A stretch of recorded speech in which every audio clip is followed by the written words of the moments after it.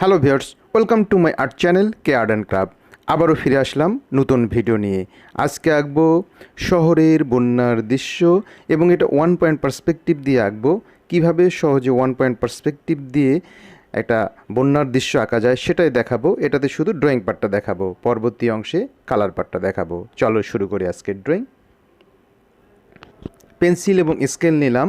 এটা আমরা হাত দিয়েও করতে পারি, কিন্তু স্কেল দিয়ে করলে তোমাদের জন্য সুবিধা। মাঝামাঝির উপরে একটা লম্বালম্বি লাইন নিলাম এবং সেটার মাঝখানে একটা বিন্দু নিয়ে কতগুলা ডায়াগোনাল মানে তির্যক লাইন একটা বিন্দু থেকে চারপাশে আঁকা শুরু করলাম। দেখো কিভাবে আঁকছি, অনেকগুলো আঁকলাম। এখন হলো খাড়া লাইন নেব, দুই পাশে যে কতগুলো তির্যক রেখা নিলাম এখন সেগুলোতে অনেকগুলো খাড়া রেখা নেব।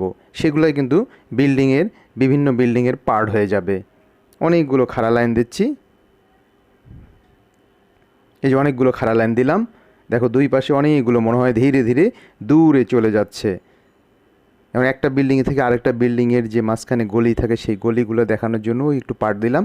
এখন হলো ফুটপাথটা আঁকার জন্য দুই দিকে বিল্ডিংয়ের নিচে দুটো লাইন দিচ্ছি, কিন্তু এই ফুটপাথের লাইনটা আমরা দেখতে পাবো না, কেন বন্যার পানিতে সেটা ঢেকে গেছে। কিন্তু আমরা যে পোস্ট ল্যাম্প দিব সেটা ওই লাইন বরাবর দিব এবং দূরে যেখানে ওয়ান পয়েন্ট তৈরি হয়েছে সেখানের উপরে পয়েন্টের উপরে একটা লাইন দিলাম। দূরে আর একটা বিল্ডিংয়ের সারি দেখা যাবে সোজাসুজি, মানে এই বিল্ডিংগুলো। আর এই যে পার্টগুলোতে একতলা দুইতলা তিনতলায় পার্টগুলো দেখা যাচ্ছে যে সেইগুলো বাঁ পাশে ডান পাশে দেখালাম এবং বাঁ পাশেও একইভাবে। এবং যে নিচের তলার বিল্ডিংয়ের যে মূল গেটগুলো সেই গেটগুলো এখন ড্রয়িং করছি এবং গেটের ভিতরেও পানি চলে গেছে, তার জন্য সেভাবে ড্রয়িং করছি। আর বন্ধুরা, তোমরা যারা আমার চ্যানেল নতুন এখনও সাবস্ক্রাইব করোনি, প্লিজ সাবস্ক্রাইব করো এবং বেল বাটনটি অন করে দাও। আর যারা অলরেডি সাবস্ক্রাইব করে ফেলেছো তাদেরকে অসংখ্য ধন্যবাদ।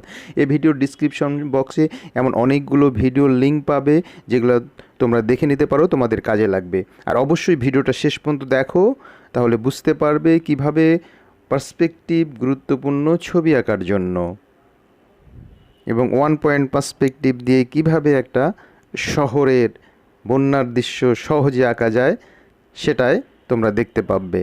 এটা একটা অঙ্কের মতো, গণিতের মতো সরাসরি মিলে যাবে। ওই যে এক এক করে আমরা বিল্ডিংয়ের যে মূল দরজাগুলো সেগুলো আঁকছি এবং খাড়া যে লাইনগুলো দিলাম ওটা প্রতিটা বিল্ডিং হয়ে গেছে। ওই যে এখন ডান পাশে আঁকছি।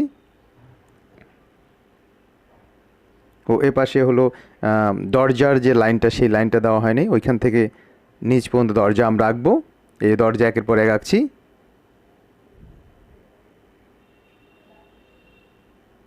আর তোমাদের যদি এই ভিডিওটা ভালো লাগে তাহলে পার্সপেক্টিভের আরও আমি অনেকগুলো ভিডিও নিয়ে আসবো। পার্সপেক্টিভের মাধ্যমে কিভাবে শহরের দৃশ্য গ্রামের দৃশ্য আঁকা যায় সেটা দেখাবো। 1 পয়েন্ট 2 পয়েন্ট 3 পয়েন্ট পার্সপেক্টিভ আছে, সেগুলোর ব্যবহারগুলো আমি দেখাতে পারি তোমাদের। তোমরা অবশ্যই কমেন্ট করো আর ভালো লাগলে বন্ধুবান্ধবদের শেয়ার করো।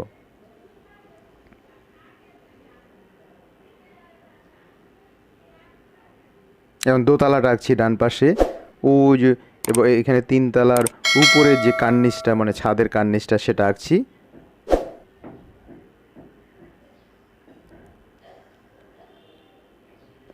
তারপরে এখানে একটা ব্যালকনি বাহিরের দিকে চলে আসছে, সেই ব্যালকনিটা আঁকার চেষ্টা করছি। ওই বিল্ডিংটা পিছনের দিকে চলে গেছে, এটা দোতলা বিল্ডিং, সামনের বিল্ডিংগুলো আরও তিনতলা হবে। ও যে দোতলার যে ব্যালকনিটা বাইরের দিকে বেরিয়ে আসছে সেই ব্যালকনিটা আঁকছি এখন। এটাকে পুরোপুরি পার্সপেক্টিভের হিসাব অনুসারে ওই লাইন বরাবর একইভাবে আসছে।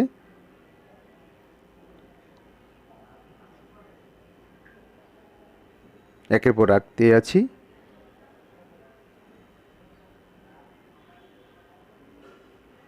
এই যে আঁকছি, ব্যালকনিটা আঁকা হয়ে গেল। আর এই ড্রয়িং অংশে শুধু ড্রয়িংটাই দেখাবো, এরপরে হলো মার্কার দিয়ে সেটা ড্রয়িং করে দেখাবো। সেটা হলো স্পিড বাড়িয়ে দিব, কেননা পেন্সিল দিয়ে যা ড্রয়িং করছি সেটাই মার্কার দিয়ে করব। আর মার্কার দিয়ে করলে তোমরা আরও স্পষ্ট বুঝতে পারবে। এখন পেন্সিলের কারণে কিছুটা হালকা লাগছে, বুঝতে তোমাদের একটু অসুবিধা হচ্ছে মনে হয়। এরপর একেবারে সামনের দিকে ডান পাশে একটা বিল্ডিং আঁকছি, যে বিল্ডিংটার ছাদ টিনের ছাদের মতো। আমাদের গুলশান বনানীতে এরকম অনেক ছাদ দেখা যায়, এটা ডিজাইনেবল ছাদ। সেই ছাদ আঁকলাম, নিচের দরজাটা আঁকছি।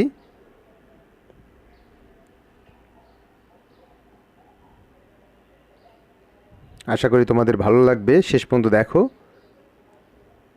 তারপর বাম পাশে উপরের দিকে ও যে ছাদের যে কার্নিশ, মানে ছাদটা যে একটু বাড়তি হয়ে থাকে, সেইটা আঁকার জন্য একটা লাইন দিলাম। একটা অঙ্কের মতো ব্যাপার। ওই লাইন বরাবর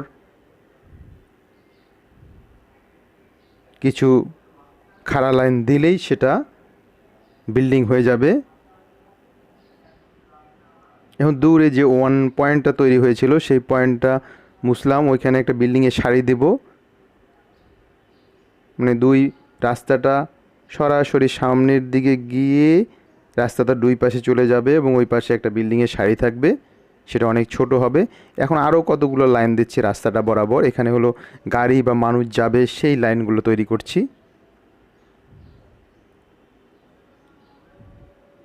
এই যে ডান পাশে একটা গাড়ি তৈরি করছি, যেই গাড়িটা সামনের দিকে চলে যাচ্ছে এবং জানলা পর্যন্ত ডুবে গেছে বন্যার পানিতে।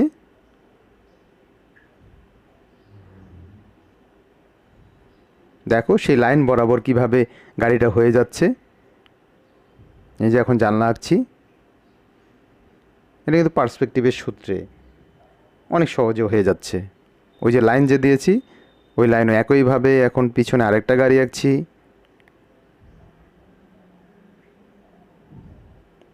এই জাদুর মতো ব্যাপার।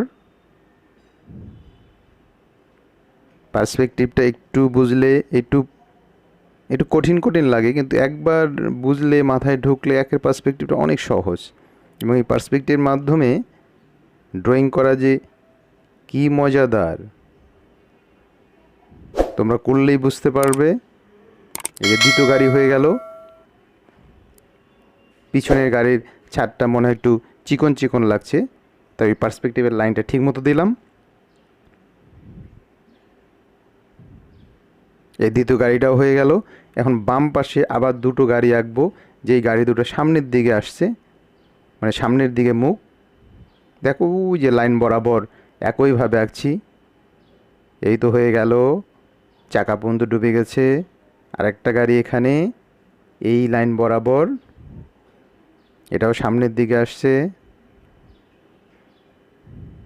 এই তো হয়ে গেল এই গাড়িটাও। এভাবেই পুরোটা হয়ে যাবে। এরপর যে আমরা ফুটপাতের লাইন দিয়েছিলাম সেখানে হলো পোস্ট ল্যাম্প, রাস্তায় যে বাতিগুলো থাকে সেই পোস্ট ল্যাম্পগুলো আঁকছি লম্বা করে। এবং এটাও পার্সপেক্টিভ বরাবর ধীরে ধীরে কিন্তু ছোট হয়ে যাচ্ছে, দূরে যেহেতু যাচ্ছে ধীরে ধীরে ছোট হয়ে যাচ্ছে। আর তোমরা কি জানো পার্সপেক্টিভের মূল সূত্র হলো যত দূরে যায় সেটা ছোট হয়ে যায়। যেমন তোমরা যদি কখনো রেল লাইনে দাঁড়াও তাহলে দেখবে যে রেল লাইন দুটো এক দূরে গিয়ে একসাথে মিশে গেছে, আসলে কিন্তু মিশে যায়নি, এটা পার্সপেক্টিভের কারণে আমরা দেখতে পাই। ওই যে দূরের বিল্ডিংগুলো আঁকছি, রাস্তাটা চলে গিয়ে দুই পাশে চলে গেছে এবং সামনে একটা বিল্ডিংয়ের সারি। এই যে বিল্ডিংয়ের সারিটা এঁকে ফেললাম। এখন মানুষ যাচ্ছে, মানুষ আঁকছি, রাস্তা দিয়ে মানুষ যাচ্ছে, বন্যার সময় তো অর্ধেক ডুবে গেছে পানিতে, ও ছাতা ধরে আছে। বন্যার সময় বৃষ্টিও হয়, যে কোনো সময় বৃষ্টি নামতে পারে বা ঝিরিঝিরি বৃষ্টি হচ্ছে, তাই সে ছাতা মাথায় দিয়ে যাচ্ছে। এই যে ছাতা মাথায়। এখন পাশে আরেকটা মানুষকে আঁকবো, ওই যে গোল দিলাম মাথার জন্য। তারপর বডিটা আঁকলাম, ডুবে আছে একটু। এখানে আরও একটা মানুষ আঁকছি, এটা আরও সামনের দিকে, গলা মাথা তারপর বডিটা, ওই যে বডিটা আঁকছি। এর মাথায় একটা টুকরি, বাঁশের টুকরি ঝুলিয়ে দেব, সেটাতে কিছু নিয়ে যাচ্ছে। ও না, টুকরি না, এটা একটা থলে, মানে ব্যাগ, বড় ব্যাগ। ব্যাগের ভিতরে অনেক কিছু আছে। ডান হাতটা দিয়ে সে ধরে আছে, বাঁ হাতটা ভাবলাম নিচে নামাবো, কিন্তু না, বাঁ হাতটা উপরে দিয়ে 2 হাত দিয়ে ধরে আছে। এমন সিনারিটা আঁকলাম, মানে মানুষটা এমন আঁকলাম। ওই যে আগে যে নিচে হাতটা দিতে চেয়েছিলাম সেটা মুছে দিলাম। মুছে দিয়ে এখন 2টা হাতই উপরে উঠিয়ে দিলাম, একটু বড় করে দিলাম, ছোট ছোট লাগছিল। এই তো হয়ে গেল। গলাটা দিলাম। এখন উপরের দিকে মেঘ তৈরি করে দিচ্ছি। বর্ষাকালে বন্যার সময় কালো কালো মেঘ থাকে। এখন অতিরিক্ত লাইনগুলো মুছে দিচ্ছি। মোটামুটি আমাদের ড্রয়িং শেষ হয়ে গেছে। এখন এই ড্রয়িংটায় পুরোপুরি হলো কি সিডি মার্কার দিয়ে করছি। আমি এভাবেই করতে পছন্দ করি। তোমরা চাইলে এখন সরাসরি প্যাস্টেল ব্যবহার করে পরে গ্লাস মার্কার দিয়ে বর্ডার তৈরি করে দিতে পারো, কিন্তু আমার এভাবেই বর্ডার করতে ভালো লাগে।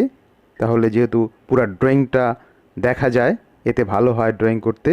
আর অনেক সময় বেশি পেন্সিলের দাগ থাকলে প্যাস্টেলের সাথে মিশে সেটা কালচে হয়ে যায়, সেটা দেখতে ভালো লাগে না। দেখো এখন কিভাবে বিল্ডিংগুলো তৈরি হয়ে যাচ্ছে। যা ড্রয়িং করেছিলাম তাই এখন সিডি মার্কার দিয়ে করছি। দেখো এখন শহরটা কিভাবে ফুটে উঠছে, এবং এটা 1 পয়েন্ট পার্সপেক্টিভের মাধ্যমে। তোমরা অবশ্যই কমেন্ট করো, তাহলে আমি আরও 2টো পার্সপেক্টিভ, 2 পয়েন্ট, 3 পয়েন্ট সেটাও দেখাবো। এবং দেখবে অঙ্কের মতো সহজে মিলে যাবে বিভিন্ন সিনারি এই পার্সপেক্টিভের মাধ্যমে আঁকলে। এবং তোমরা যে শেষ পর্যন্ত ভিডিওটা দেখছো ধৈর্য ধরে, এবং আমার বিশ্বাস তোমরা এখান থেকে কিছু শিখতে পারবে। এই যে পুরোপুরি শহরটা হয়ে গেল বন্যার দৃশ্য সহ। এবং বন্যার দৃশ্যের জন্য নিচে কি করতে হবে, রাস্তায় এখন পানির ঢেউ